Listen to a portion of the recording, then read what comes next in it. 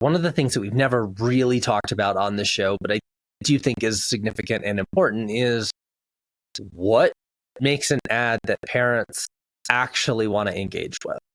Yeah. And that's what we're going to just talk about today. It's totally organic. Let's see where this conversation gets to. But I'm a parent, and I know I see a ton of ads for me, for my kids, for everything. And most of them, like probably 95% of them, get swiped right over without a second's thought. And by the end of this episode, hopefully you will not be one of those advertisers that gets completely and utterly ignored. So let's get after it. Yeah, I mean, I think there's some quick wins I can share, because when we onboard our clients, we have a module about this, and we always get the feedback on our kickoff call. Oh my gosh, when I watched the video, I realized I've been doing it wrong for the last 20 years. They're like, everything you say not to do, I've been doing. No wonder this hasn't been working before. Right. So, and it's really just like the photo. I think this came up in one of our recent panel discussions this week with our clients. And it was around the idea that parents are very aware that the dance can be an expensive sport. Just like they know, like, hockey is going to be all this equipment, all these travel fees, like like the conceptions parents have around any like travel sport, they know it's going to add up. And so parents are already coming in like with their guards up, knowing like, oh man, they're going to try to lock me in for a full annual commitment. There's all these costumes I see, recital performances. So if your ads are showing a dancer in a very elaborate costume doing a very elaborate dance moves, that's going to be intimidating. A, they're going to be like, wow, my child will never do that, potentially. But B, they're going to say, that costume looks like it costs $1,000. Like, they're just going to put the guards up. And so really the content, you want to be approachable, you want to be friendly. You just like, you don't even want to mention the costumes, the recitals, like none of that should be the performances, the competition. None of that should really be a part of the marketing, unless that is the only thing your studio does. Like if you're a competition performance-based company, like go for it, but just know that you're not going to be for most people.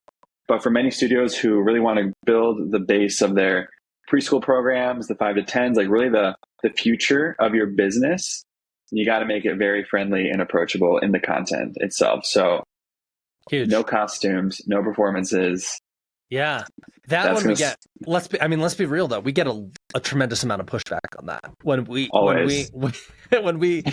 studios, our studio clients will send us photos of what they think is going to really resonate, and it will be really tight performance routines, and everybody's in matching costumes, and they're on stage, they're under the lights. It's clearly it's a big auditorium. And we get a lot of pushback when we're like, no, we want to see, a 4-year-old smiling in class, having a good time. Like, that's it. Like that's what we're looking for. And everybody says like, no, that's not my studio. That's not what we're about. We're like, but that's what's going to get you more of who you're about. Like that's what's actually going to work for you. But it's a fight every time. Always. Yeah. And a lot of people who are open-minded to it, the resistance comes from one thing. It's understandable. Like that performance is like the pride of the studio. It's like where your artistry and your everything is like culminates to that moment.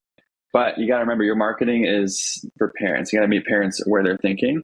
But the second thing too is the pushback is not necessarily because they disagree with it, but they're like, all I have is photos from recital. That's all I even take pictures of. And so if that's you, and you look at your photo, like, whenever we ask, like, hey, where do you keep your photos online? Look at your social media.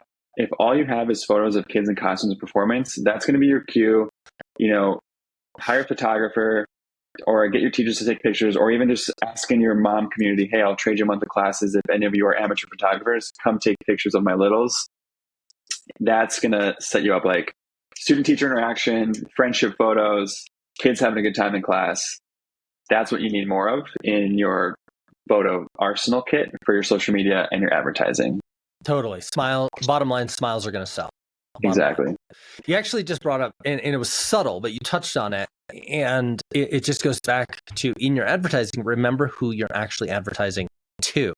Yep. In the dance world, we have a double sell, right? You've got kind of mom or the guardian that I'm going to say mom for the sake of ease, but you've got mom who is, let's call her the client who's making the purchasing decision for anybody under the age of 10, really. And then you have your customer, which is the actual dancer. And you're not selling to your customer. You're selling the client every single time. Mom is going to make that buying decision. And so we have to appeal to moms wherever she's at. I can tell you as a parent, we had this recently come up. My daughter just turned 10. And she is now starting to form her own opinion about how she would like to spend her free time and the extracurriculars that she'd like to be involved in. Up until this point, we said, hey, you want to go try aerial silks? Hey, you want to try Irish step? And she was like, sure. And she went.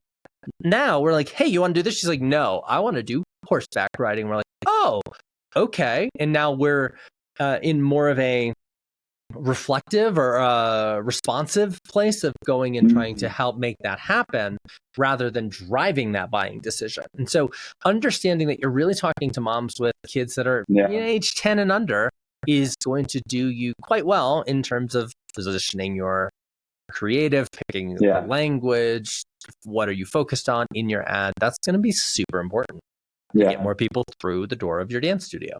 100%. The next one, this is going to offend the listeners. I'm telling you right now, warning, you're going to be offended. No one cares about the accolades your teachers have. They don't care about how many years you've been in business or how many awards you've gotten. And while these things are important, they're very important because you got to deliver a good dance program. But in the advertising, you got to speak to what the parents gain from enrolling at your dance studio. I see a common mistake. Those things are important, but it creates like a me language. Like if you look at your ad, your marketing messaging, and you when you read it, you count me's and I's. You don't want to have I's and me's. You don't want to be talking about yourself like, we've won these awards. We have me. Like that is not what parents want. You want to say your child will gain confidence and develop friendships. Make it focus on the parent itself. That's what parents are looking for, is like, what's in it for me? And my opinion on this is, even if anyone can put that on the ads, like the experience your teachers have, how many awards you've gotten, but you've got to prove it to them. Like anyone can write words. Very few people can run an exceptional dance program. And so just make the ads focused about what the parents will benefit and gain from you. And that's a really quick test. Read it and count how many times you say you as a parent, or me, and this is what we're about. Like, just do a quick audit on this one. This one is a tough one. And it's a tough pill to swallow because I know a lot of studio owners are very proud of what they've done. I talked to a studio owner this morning, second generation. They've been in business for 43 years. And they charge a premium for what they do. And I asked her, I said, so why would anybody come to your program? She said, oh, because we're the best. We've been in business for 43 years and our teachers have, these credentials, and this teacher came from this Broadway show and this. And it's like, right. But as a dance dad who doesn't know diddle about dance, that's just like word vomit to me. It doesn't mean, I mean, obviously I'm in a different boat because we work in this industry, but for your average mom or dad, unless they themselves grew up dancing and really took it to a high level, that's not going to mean much. Even pedigree, like so-and-so, I trained under this so-and-so at this school, and then this school and this school, and I don't know what any of those things mean. And so how is your exceptional training going to benefit my kid if I send them to your program? That's the question that I want answered as a parent. And that's what's going to help your ads really, and not just ads, by the way, like your marketing, your presence. This is true of your website as well. It's true of your social media presence. Like, I don't really care that you've got two 17-year-olds that can do some crazy triple backflip thing. Not impressive. I mean, it is don't get me wrong. It is impressive. It's super impressive. But as a parent, I'm not going to make my buying decision based on that. I just want to know, what are you going to do for my 6-year-old? Yeah. And I want to emphasize, like, because those listening, like, you got to just know the audience that your ads reach. And 99% of the time, it's going to be parents with kids, parents who don't know about dance, and kids who've never danced before. And so just think about that. Like, all this stuff, we're not saying it doesn't matter. It's so important. But when it matters, we want to help you make money with your marketing and ads. And so that's why we're just, we're really giving it, this is like a tough love, tough pill to swallow episode. It's like the medicine you don't want to take, but it is the reality of what helps to make your marketing bring in new families. Yeah. And then once they're a part of you and they've danced with you and they've been part of the shows, they're like, I get it now. Yep. Like, I can see the level of like, I can see what your teachers are capable of doing for my child. So just keep in mind that parents coming into marketing, they don't know anything yet, and you don't want to overwhelm them. It's really, you got to make it about them and where they're at. Absolutely. I got a question for you that I get all the time. All right. Thoughts on, so whenever I talk to, new potential studios that are considering working with DMM, it's an audition process. Like, we're auditioning for them, and they're auditioning for us, because it has to be the right fit, right? You can't just buy DMM off our website or whatever. I always say, after we kind of get you established and we understand what it is that you're promoting, then we're going to ask you for photos. And I get the question all the time, just photos, not video? And it's a really good question. And to be honest with you, I never really know how to answer it. What's your response, your thoughts on conversion rate using video and advertising versus photos versus, text, where it's like text on a picture? What are your thoughts on that? Like, in terms of actual visually, what it looks like? Yeah, I mean, videos, we started to do videos a little bit more, and videos still, it's the best way to communicate. And I think those have outperformed, especially like when we did our video ad challenge with our clients. We put the studio owners, gave them a script, they like on camera, like those ads outperformed anything else that we've seen before. So video is important. The main reason that we haven't been asking for it is just because of efficiency, and the video quality isn't what we need it to be. But most of it, we don't want ads to look like ads. The ones that do the worst are the ones that have all the graphic design and the text in it. That tends to be at the bottom of the totem pole. What's at the top are just photo collage ad, where we're not even, there's no design, there's no branding, there's no like bullet points. It's just what we talked about earlier in this episode. Kids having a good time in class, interacting with their teacher, making friends. Those perform most of it because it doesn't look like an ad. It just looks like a photo that mom and dad post on the internet. And that's so important, because I forget what the numbers are now. I looked at it recently, but it's something like, in your average daily American is now being exposed to somewhere between 8,000 and 11,000 advertisements a day. Mm-hmm. That's billboards, it's commercials on the radio when you're driving to work, it's the ads on the TV, it's text campaigns you get from Macy's, like, it's the emails that you have to clear out constantly. Like, it's a lot, and that's per day. There's this we're almost stepping back, in a sense, as marketing and advertising are evolving. For a long time, you wanted it to stand out. You wanted people to understand that it was an advertisement. We're almost seeing the opposite now, where the less it looks like an ad, the better it performs. And it's, again, a little counterintuitive. And it's a little bit scary, too, when you're getting ready to launch a campaign and you're going, my ad doesn't look like an ad. How is anybody going to know? How is anybody going to know to click on it? And the truth is, it's like, we have deep data on this. Like, trust the process. Our clients do see gains and benefits from it, from this very, very process. But it can be scary, for sure. So yeah, that's a big one. Yeah, like, we've even tested clients who they've got a professional videographer that come in and make this really fancy $10,000 video, but it doesn't do well as an ad because it's so obvious it's an ad, because it's like professional. It's got the text overlays, like all of it. Like if it looks like an ad, people might be deterred away from it. So counterintuitive though. You got to be a little sneaky on that. So we get sometimes heat on our onboarding calls because they're like, well, we're hiring a marketing agency. Why doesn't this look like I'm expecting a graphic? I'm like, because it doesn't get the results that we promise you.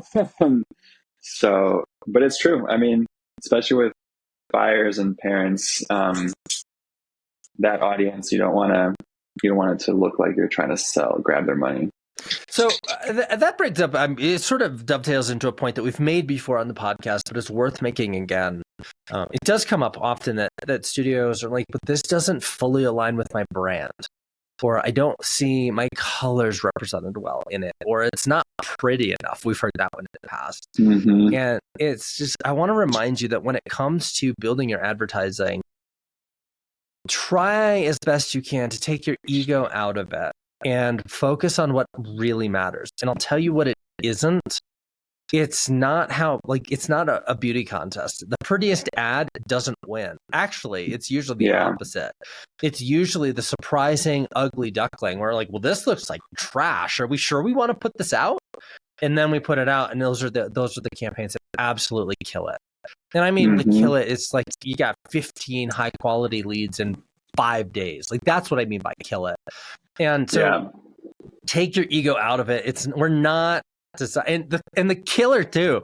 And it hurts me to say this out loud because you and I both have pretty deep design backgrounds in terms of putting things that are visually pleasing together. You know, we both have lots of professional experience in that. And we don't use 90%, 95% of what we know and what we're capable of because it doesn't create the results. And that's our job, is to reassure our customers, like, this is not about making something beautiful. It's about making something that works. Yeah. Trust the process, but that's a tough one. I mean, quick story, like even in our own marketing, I know the story you're going to tell, and it cracks me up, but go for it. Like we hired, we had this big elaborate plan. It took me a week to write this video script. We hired a video editor, thousands of dollars. I rented a dance studio, and we put a lot of time and effort into this video. And I filmed it, and it was like a labor of love and editing and all the visuals and the graphics. And we were like, wow, it was so beautiful. So good. And it's beautiful. And I'm like, this is going to crush. And then while I was there, before I packed up my gear and left the studio, I just pulled out my cell phone, and within 20 seconds, I just did a little selfie video. And it was like, I introduced myself. I said, if your classes aren't full for the fall, reach out. It took me 30 seconds. That ad got 10 times as many results as the one that we put dozens of hours and thousands of dollars into. And we were like, wow. It was just such a brutal gut punch of all that time and energy that went into this beautiful, highly produced video that didn't really do anything. And then something that took 20 seconds, not professional lighting. The audio was probably a little scratchy, shaking because it's in my hand. That does way better. That's a clear example of what you got to think through in your own content. I remember looking at the results from that campaign and just being a little bit heartbroken, looking at how much time and money we just spent on that. But I'll be honest with you, this happens time and time and again. We're not always the quickest study. We've seen it in ourselves. We've allowed at times our clients to talk us into things that we're like, I'm not sure that's the best fit. And then the results prove. It's counterintuitive. Parents don't want to be served ads. They want their kids to get a great experience, period. And that's it. That's all it is. Don't oversell it. Don't overthink it. Don't make it too hard. I love when Christian starts taking notes on these recordings because he's having some aha breakthrough. I always am tempted to ask, but the truth is, we've shared a lot on this particular episode. We've probably shared too much. I really hope our competitors don't listen to this. And the truth is, there's still a lot of things that we're pushing the needle on that our clients are always going to get first. And so you guys are honestly, sorry audience, but this is last year's news. So this is lessons learned, and we're already kind of taking things in a different direction because the content, there's just so much more advertising happening. And so people need to be making new content to evolve. And so that's just another final thing. Change, evolve. Don't run the same thing again and again. But yeah, I'm taking notes. I'll let you finish off this episode while I write down. But I think that's it. I mean, if we were to summarize this, it's you got to just kind of put your ego and pride to the side. Yeah. Think about and consider your audience and where they're at in their dance journey. Spoiler, it's at the very beginning and they know nothing. So you just got to really tailor your marketing to that group. And that's what parents look for. That's what they're totally look for. Is. Smile, sell. Don't make it too hard. If I see a kid who's like doing a triple backflip and that's what's in your picture, it's impressive for sure, but I'm not going to sign my kid up for that. Make it approachable, make it easy, make it fun, and make sure that if you haven't subscribed to this podcast, that you do so, because we do come to you every Tuesday with more hot tips. And again, Christian told you the truth. We're always going to be a mile ahead of the things that we're talking about on these episodes, because our clients, we have to protect their success and make sure that they get it first. If you'd like to be a client or you want to explore what that's like, head over to dancemotionmarketing.com. Feel free to click in. It's a no pressure. We're not going to sell you anything. You have to beg to buy, and maybe then we'll consider working with you. And that's actually the truth. It's actually the truth. So until then, next week, we'll see you same time, same place. Make it count.